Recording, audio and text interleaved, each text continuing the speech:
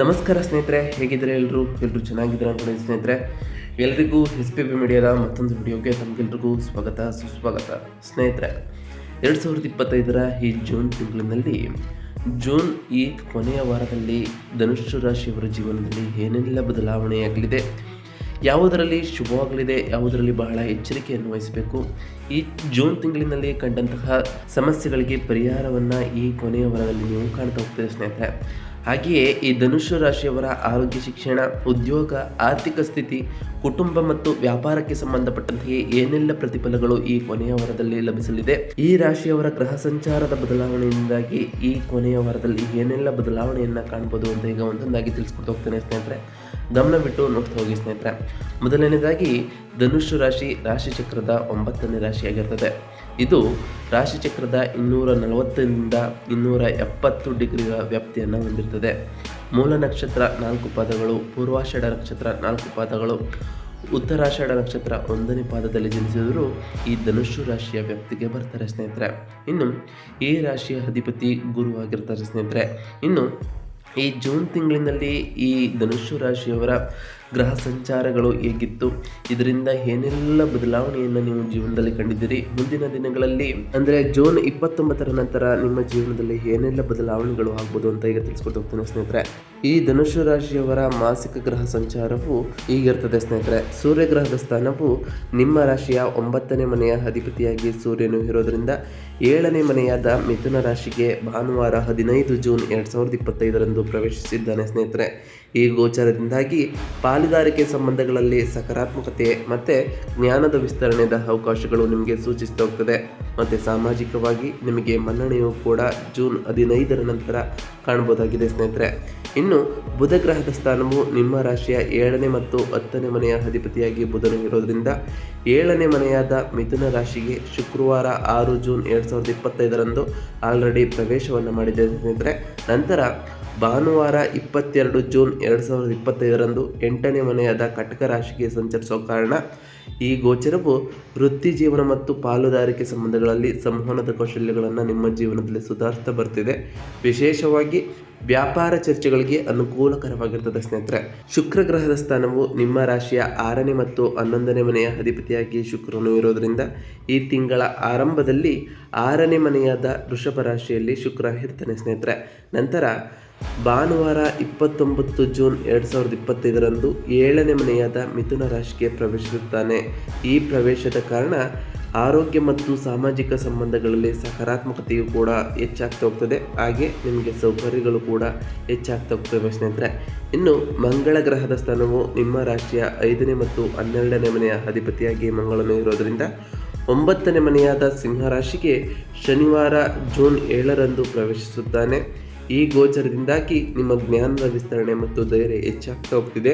ಆದರೆ ಆರೋಗ್ಯದ ಮೇಲೆ ಗಮನದ ಅಗತ್ಯ ಈ ತಿಂಗಳ ಕೊನೆಯವರೆಗೂ ನಿಮಗೆ ಇರಬೇಕಾಗಿರ್ತದೆ ಸ್ನೇಹಿತರೆ. ಉನ್ನತ ಶಿಕ್ಷಣಕ್ಕಾಗಿ ಹೆಚ್ಚಿನ ಆಸಕ್ತಿಯೂ ಕೂಡ ನಿಮಗೆ ಲಭ್ಯವಾಗ್ತಾ ಹೋಗ್ತದೆ. ಇನ್ನು ಗುರುಗ್ರಹದ ಸ್ಥಾನವು ನಿಮ್ಮ ರಾಶಿಯ 1ನೇ ಮತ್ತು 4ನೇ ಮನೆಯ ಅಧಿಪತಿಯಾಗಿ ಗುರುನು ಇರೋದರಿಂದ ಈ ತಿಂಗಳು ಪೂರ್ತಿ 7ನೇ ಮನೆಯಾದ ಮಿಥುನ ರಾಶಿಯಲ್ಲಿ ಸಂಚರಿಸ್ತಾನೆ ಸ್ನೇಹಿತರೆ. ಈ ಸ್ಥಾನವು ವೈಯಕ್ತಿಕ ಅಭಿವೃದ್ಧಿಗೆ ಮತ್ತು ನಿಮ್ಮ ಪಾಲುದಾರಿಕೆ ಸಂಬಂಧಗಳಿಗೆ ಅನುಕೂಲಕರವಾಗಿರ್ತದೆ. ವಿವಾಹಕ್ಕೆ ಸಂಬಂಧಪಟ್ಟಂತೆ ಅನುಕೂಲಕರವಾದ ಸಮಯ ಈ ಜೂನ್ ತಿಂಗಳ ಕೊನೆಯವರೆಗೂ ಆಗಿರ್ತದೆ ಸ್ನೇಹಿತರೆ.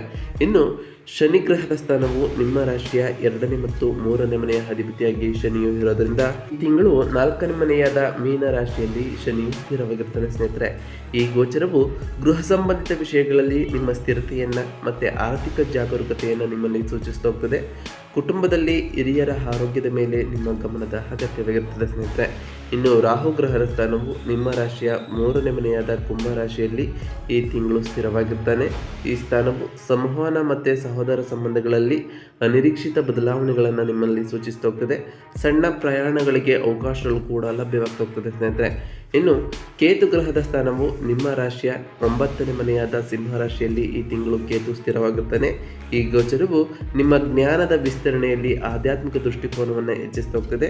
ದೂರ ಪ್ರಯಾಣಗಳಿಗೆ ಅವಕಾಶಗಳು ಕೂಡ ಸಿಗ್ತಾ ಹೋಗ್ತದೆ ಸ್ನೇಹಿತರೆ. ಇನ್ನು ಒಟ್ಟಾರೆಯಾಗಿ ಈ ಜೂನ್ ತಿಂಗಳಿನಲ್ಲಿ ಏನೆಲ್ಲ ಪ್ರತಿಫಲವನ್ನು ಪಡೆದಿದ್ದೀರಿ, ಹಾಗೆಯೇ ಮುಂದಿನ ದಿನಗಳಲ್ಲಿ ಏನೆಲ್ಲ ಶುಭ ಸೂಚನೆಗಳು ಎದುರಾಗ್ಬೋದು ಅಂತ ಕೇಳ್ತಿದ್ರೆ ಸ್ನೇಹಿತರೆ, ಧನುಷ್ ರಾಶಿಯವರಿಗೆ ಈ ತಿಂಗಳು ಮಿಶ್ರ ಫಲಿತಾಂಶಗಳು ಉಂಟಾಗಿರ್ಬೋದು ಸ್ನೇಹಿತರೆ. ಸೂರ್ಯ, ಬುಧ ಮತ್ತು ಗುರು 7ನೇ ಮನೆಯಲ್ಲಿ ಸಂಚರಿಸೋದ್ರಿಂದ ಪಾಲುದಾರಿಕೆ ಸಂಬಂಧಗಳು ಮತ್ತು ವೃತ್ತಿ ಸಂಬಂಧಿತ ಅವಕಾಶಗಳು ಇನ್ನಷ್ಟು ಬಲಗೊಳ್ತಾ ಹೋಗ್ತವೆ.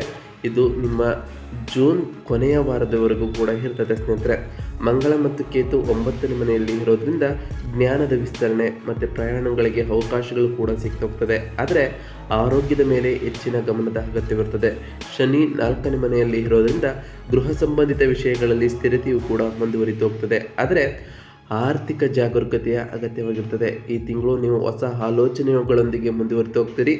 ನಿಮಗೆ ಈ ತಿಂಗಳ ಕೊನೆಯವರೆಗೂ ಉತ್ತಮವಾದ ಯಶಸ್ಸು ದೊರೆತು ಹೋಗ್ತದೆ ಸ್ನೇಹಿತರೆ.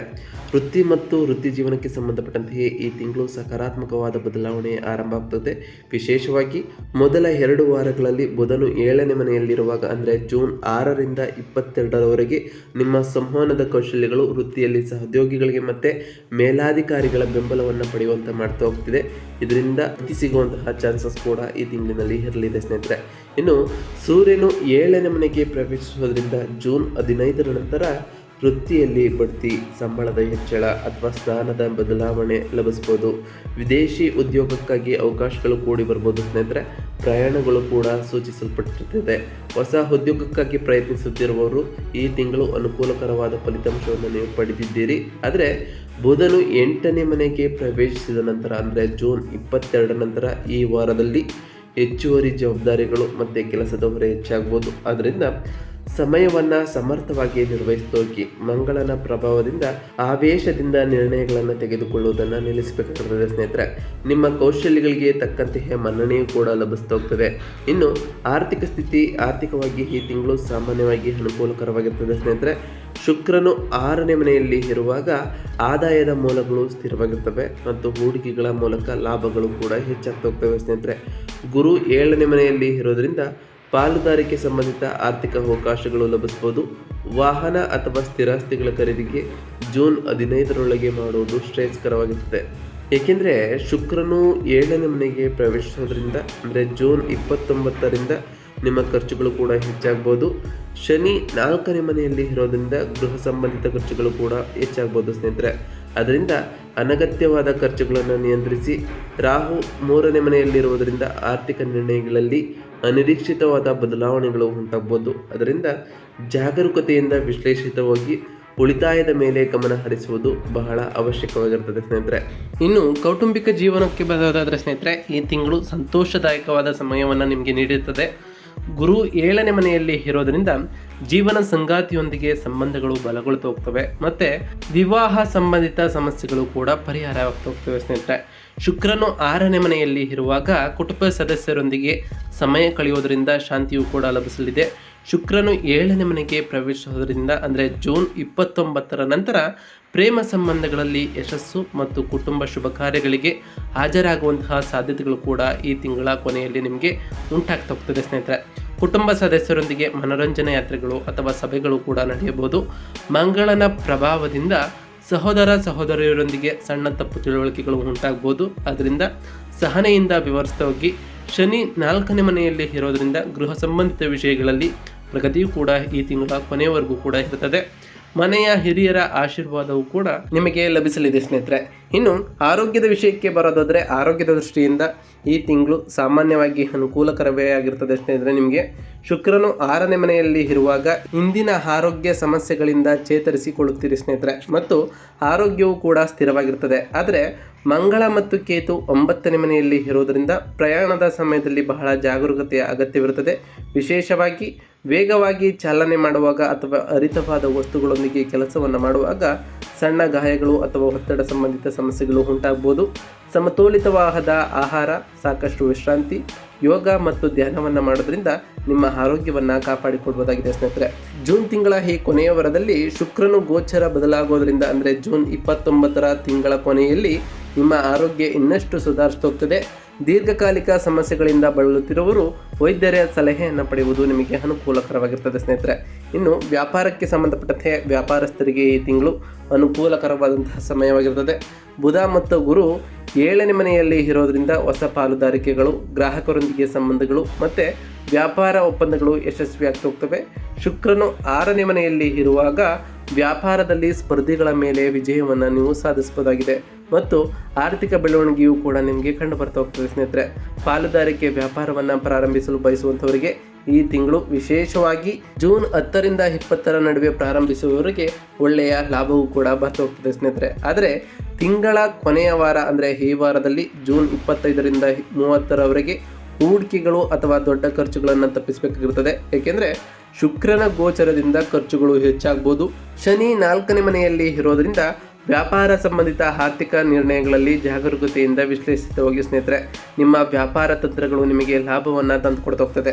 ಇನ್ನು ಶಿಕ್ಷಣಕ್ಕೆ ಸಂಬಂಧಪಟ್ಟಂತೆಯೇ ವಿದ್ಯಾರ್ಥಿಗಳಿಗೆ ಈ ತಿಂಗಳು ಅನುಕೂಲಕರವಾದಂತಹ ಸಮಯವಾಗಿರುತ್ತದೆ ಸ್ನೇಹಿತರೆ.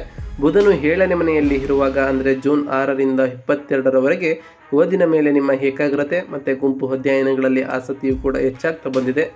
ಗುರು 7ನೇ ಮನೆಯಲ್ಲಿ ಇರೋದರಿಂದ ಉನ್ನತ ಶಿಕ್ಷಣಕ್ಕೆ ಮತ್ತು ವಿದ್ಯಾ ಸಂಬಂಧಿತ ಪ್ರಯಾಣಗಳಿಗೆ ಅವಕಾಶಗಳು ಕೂಡ ಲಭಿಸಲಿದೆ ಸ್ನೇಹಿತರೆ. ಬುಧನು 8ನೇ ಮನೆಗೆ ಪ್ರವೇಶಿಸಿದ ನಂತರ ಅಂದರೆ ಜೂನ್ 22ರ ನಂತರ ಈ ವಾರದಲ್ಲಿ ಸಂಶೋಧನಾ ಅಥವಾ ಸೃಜನಾತ್ಮಕ ವಿಷಯಗಳಲ್ಲಿ ನಿಮ್ಮ ಆಸಕ್ತಿ ಹೆಚ್ಚಾಗ್ತಾ ಹೋಗ್ತದೆ.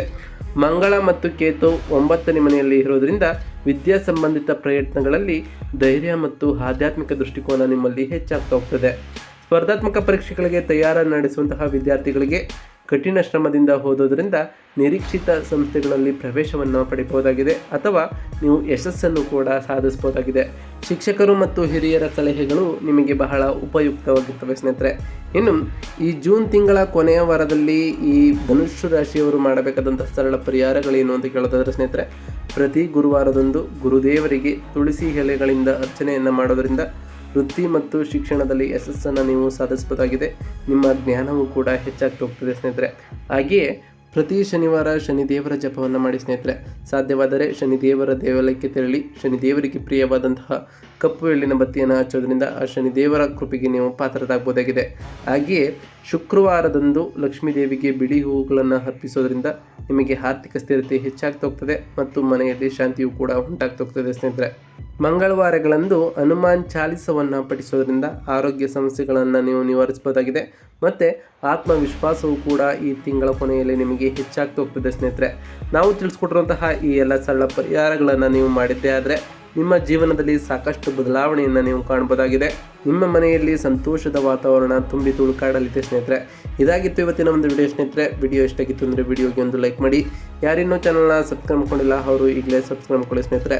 ಸಬ್ಸ್ಕ್ರೈಬ್ ಮಾಡ್ಕೊಂಡು ಪ್ರತಿನಿತ್ಯ ವಿಡಿಯೋನ ವಾಚ್ ಮಾಡ್ತಿರೋರಿಗೆ ಥ್ಯಾಂಕ್ ಯು ಸೋ ಮಚ್ ಅಂತ ಹೇಳ್ತಾ, ಹಾಗೆ ಕಮೆಂಟ್ನಲ್ಲಿ ಓಂ ಶನೈಶ್ವರಾಯ ನಮಃ, ಓಂ ಗುರುವೇ ನಮಃ ಎಂದು ಕಮೆಂಟ್ ಮಾಡಿ ಸ್ನೇಹಿತರೆ. ಆ ಶನಿದೇವರು ಮತ್ತು ಗುರುದೇವರು ನಿಮಗೆ ಆಯುಷ್ಯ ಆರೋಗ್ಯ ಸಮೃದ್ಧಿಯನ್ನು ಕೊಟ್ಟು ಕಾಪಾಡಲಿ ಅಂತ ಆ ದೇವರಲ್ಲಿ ಕೇಳ್ಕೊಳ್ತಾ ಇವತ್ತಿನ ಒಂದು ವಿಡಿಯೋನ ಮುಗಿಸ್ತಿದ್ದೀನಿ ಸ್ನೇಹಿತರೆ. ಸಿಗ್ತೀನಿ ಮತ್ತೊಂದು ವಿಡಿಯೋದೊಂದಿಗೆ. Thank you for watching.